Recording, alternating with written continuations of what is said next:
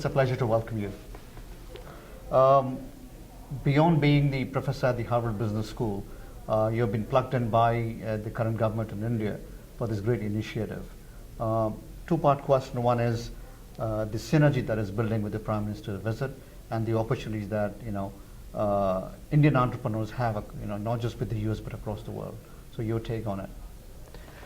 So look, I think it's an extremely exciting time for India.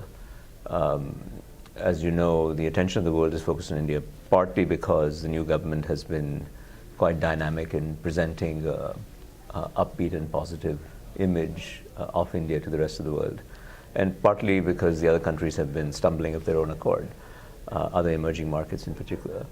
But even more fundamentally, I think the opportunity to learn from some of the entrepreneurship successes that India and other countries have had, and to pick and choose the best lessons, and then to find a way to translate them into the context into a way that's relevant for the Indian context, is a very exciting and monumental task to some extent, but one that has the potential to really reshape the country. So that's why I was very excited to accept this temporary role, steering this Niti Aayog committee on entrepreneurship and innovation, which was really charged with creating some sort of a blueprint to help think about how do we enable much more entrepreneurship in the years ahead in the country. So this question keeps coming back with most of the investors going to India and going back many years, is the right policies have to be in place, and people keep harping on it every time. What is your take and what would be your advice? Yes.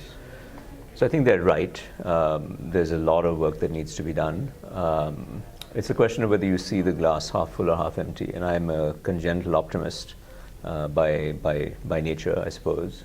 I spend my time doing pretty risky stuff academically, but I also start a lot of enterprises in India, China, other places like that. So by nature, that's my perspective. And the way I see it is, yes, there's a lot of work to be done, but look, we need to create 10 million jobs a year for the next 10 years. That's 100 million jobs. And there is no earthly way in which existing enterprises, whether they're the so-called PSUs, the public sector enterprises, or our large private enterprises, can scale up remotely fast enough to get to anything like that number. Just not going to happen. Right. So the only answer for a country like India that has so many young people entering the workforce is to innovate much, much more rapidly than we've been doing in the past.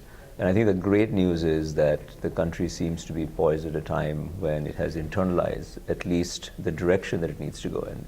So when I came out of the sessions this morning in San Jose, it was very interesting to overhear what people were saying, that, okay, you may agree with this or disagree with that particular thing, but at least people are moving in a particular direction. I think that's about right. There are lots of little rules and not so little rules that need to be changed, but I think you'll find generally that there's awareness of what needs to be done, and it's a question of finding the political will and administrative discipline to do it. And I think, all of us, I don't really consider myself part of the government. I've been asked by the government to do something, and I'm very happy to volunteer to do it. But all of us, whether we're in the government, outside, private sector, civil society, should really be saying, how can we help make this glass fuller, as opposed to saying, oh, I've been trying to go for so long and the rule is not there. Want to do something about it. There are, academia, from a lot of business schools, but then there is Harvard, there's Stanford, there is, London School of Business, and now, the business school in Hyderabad, in the School of Business. I'm asking you an academic question is, for students who are coming out of India, and they have been coming since the 50s and 60s, but there are more numbers now because there's more awareness.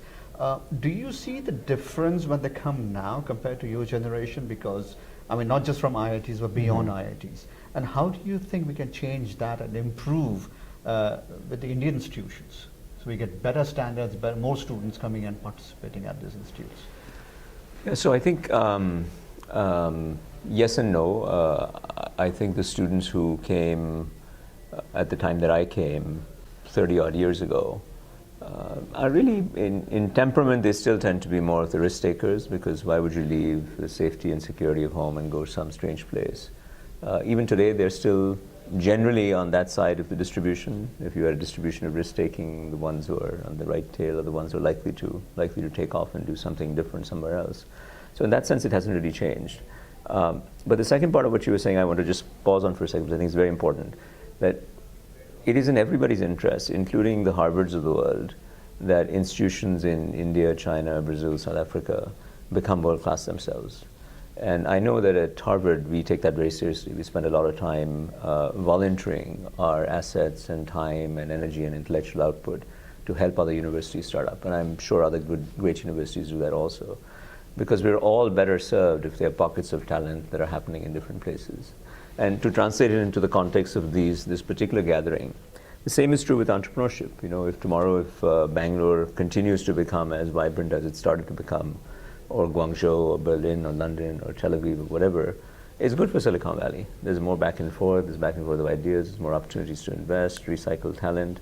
So this is really one of those things that genuinely, and it's not cliched, but genuinely is a win-win situation. So I'm extremely excited about what's happening. I am from Silicon Valley, you're from Boston. 20 years back, we were competing.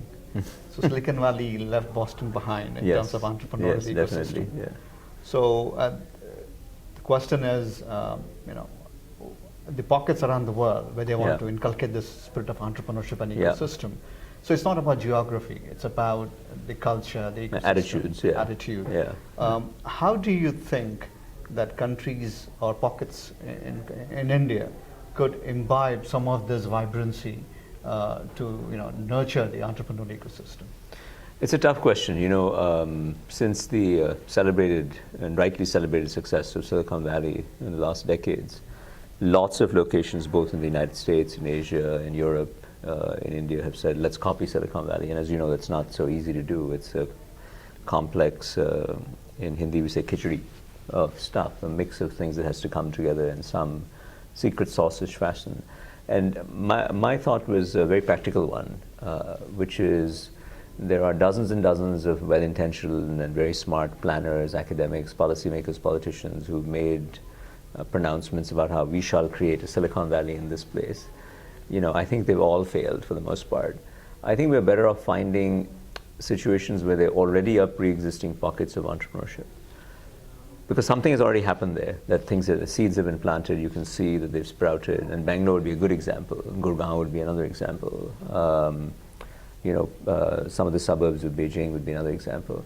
And all we do is basically put some fertilizer on it and water it and give it a little bit of care. I think that's much likelier to succeed. So in other words, take what's working and scale it up like crazy, instead of doing another 100 startups, would-be Silicon Valleys. That our track record on that as a society, world society, has been pretty dismal. So let's take what's working and scale it up. And the good news is that we've got enough little pockets of frenetic activity that have willy-nilly willed themselves into existence through some alchemy that I'm not smart enough to understand. Finally, again, a little bit bordering on the academic question is, you work with a lot of enterprises and governments. It comes to scaling. Scaling is the new mantra now. How do we take innovation and scale it? How do you advise people, a couple of challenges that they see in terms of scaling innovation? That's a big question.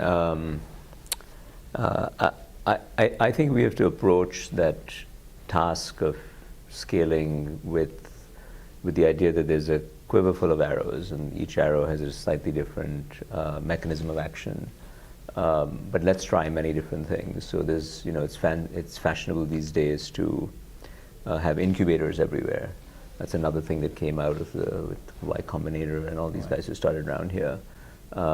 Recently, my colleagues, some of the co-founders of Infosys, and I started an incubator in Bangalore, so I'm very much in the midst of that, called Axelor.